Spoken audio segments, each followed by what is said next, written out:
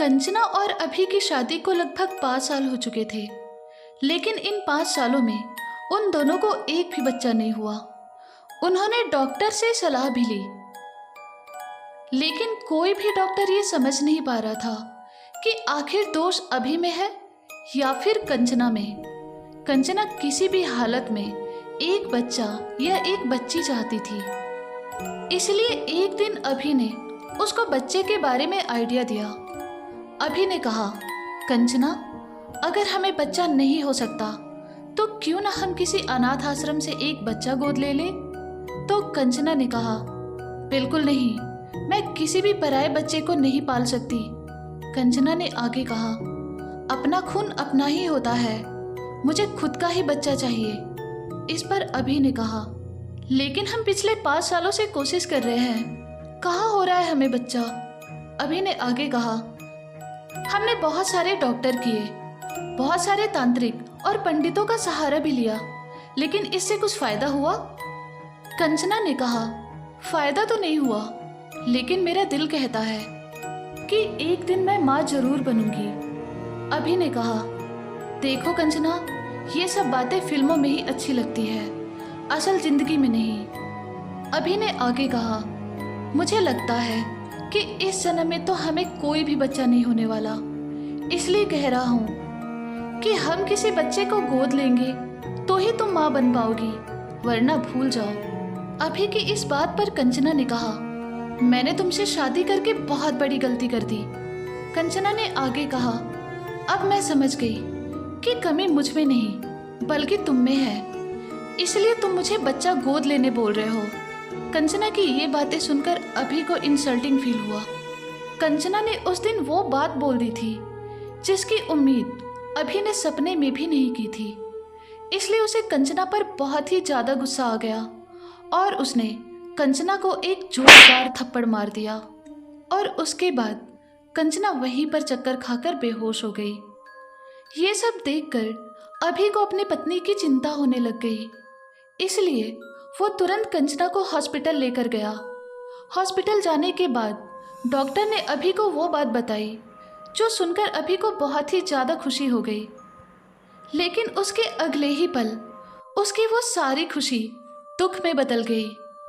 चलिए देखते हैं कि ऐसा क्या कहा डॉक्टर ने। अभी वार्डरूम में कंचना का चेकअप हो रहा था और अभी वेटिंग एरिया में बैठा हुआ था। अभी थोड़ी ही देर हो चुकी थी, लेकिन तभी वहाँ डॉक्टर आ गई। डॉक्टर को देखकर अभी ने कहा, क्या हुआ मैडम, मेरी पत्नी ठीक तो है ना। इस पर डॉक्टर ने कहा, प्लीज़ सर, आपसे कुछ सीरियस बात करनी है, क्या हम लोग मेरे कैबिन में जाकर बात करें। उसके बाद अभी डॉक्टर के साथ उनके कैबिन में चला गया। उसके बाद डॉक्टर ने कहा, मिस्टर अभी, आपको मैं ये बात कैसे बताऊं, ये मुझे खुद समझ नहीं आ रहा। इस पर अभी ने कहा, मैडम क्या हुआ, प्लीज़ आप मुझे क्लियर बताओगे, कैसी है मेरी बीवी, क्या मैं उससे मिल सकता हूँ। डॉक्टर ने कहा, मिस्टर अभी, आपकी वाइफ फ़िलहाल तो बिल्कुल ठीक है, लेकिन उसके अलावा भी मेरे पास आपके लिए एक गुड न्यूज़ और एक बैड न्यूज़ है। तो अभी ने कहा, देखिए मैम, अब मुझे टेंशन हो रही है, प्लीज़ क्या आप सही से बोल सकती हो। तो डॉक्टर ने कहा, मिस्टर अभी, आपकी बीवी प्रेग्नेंट है और आप पापा बनने वाले हो। डॉक्टर की ये बातें सुनकर अभी बहुत ही ज़्यादा खुश हो गया। अभी वो कुछ और कहने ही वाला था, लेकिन तभी डॉक्टर ने उसे कहा, मिस्टर अभी, ये तो गुड न्यूज़ है, लेकिन खुश होने से पहले बैड न्यूज़ तो सुन लीजिए। डॉक्टर ने आगे कहा, मिस्टर अभी, आपकी बीवी का शरीर बहुत कमज़ोर है, अगर उसने बच्चे को जन्म दिया तो वो बच्चा दुनिया में आएगा, लेकिन माँ को बचाने की गारंटी हम नहीं दे सकते। इस पर अभी ने कहा, लेकिन मैडम, इसका कोई और उपाय नहीं है क्या। तो डॉक्टर ने कहा, मिस्टर अभी, अगर आप रिस्क लेना चाहते हो तो ले सकते हो, हम आपको नहीं रोकेंगे, लेकिन आपकी पत्नी को बचाने की गारंटी हम नहीं दे सकते। डॉक्टर की ये बातें सुनकर अभी अपने मन में सोचने लगा, मेरी कंचना से मैं बहुत प्यार करता हूँ, उसे मैं बिल्कुल भी नहीं खो सकता और बच्चे का क्या? वो तो हम सेकंड चांस भी ले सकते हैं, लेकिन फिलहाल तो कंचना ही मुझे सही सलामत चाहिए। फिर बहुत देर तक सोचने के बाद अभी ने डॉक्टर से कहा, मैडम प्लीज आप कंचना का अबॉर्शन कर दीजिए। तो डॉक्टर ने कहा, मिस्टर अभी आप श्योर तो हो ना? अभी ने कहा, हाँ मैम बिल्कुल। उसके बाद डॉक्टर ने कंचना का अबॉर्शन कर दिया और उसके कुछ दिन बाद कंचना और अभी अपने घर आ गए। और घर आने के बाद अभी ने कंचना को वो सारी सच्चाई बताई कि कैसे और क्यों उसने कंचना का अबॉर्शन कराया।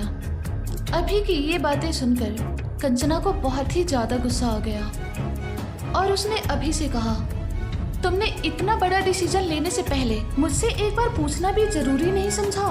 तो अभी ने कहा, लेकिन तुम उस वक्त होश में नहीं थी तो मैं कैसे तुमसे पूछता, और उस वक्त मुझे जो सही लगा वो मैंने किया। कंचना ने कहा, वो जो भी हो, बहुत समय बाद मैं माँ बनने वाली थी और वो भी तुमसे देखा नहीं गया ना? अभी ने कहा, कंचना मुझे तुम्हारी जान की फिक्र थी।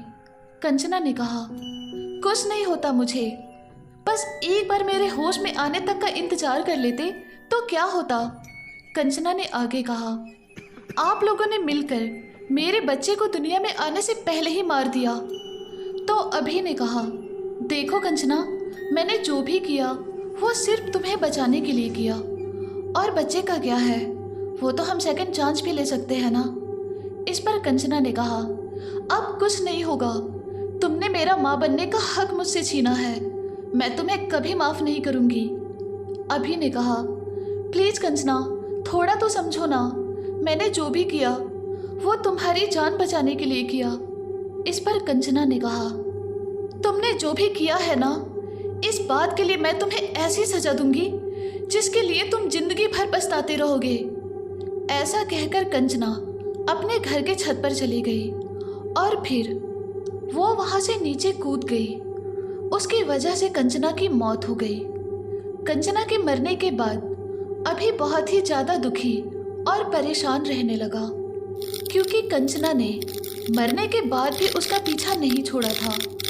वो हर रात भूतनी बन के अभी को डराती थी और इस वजह से अभी का जीना हराम हो चुका था।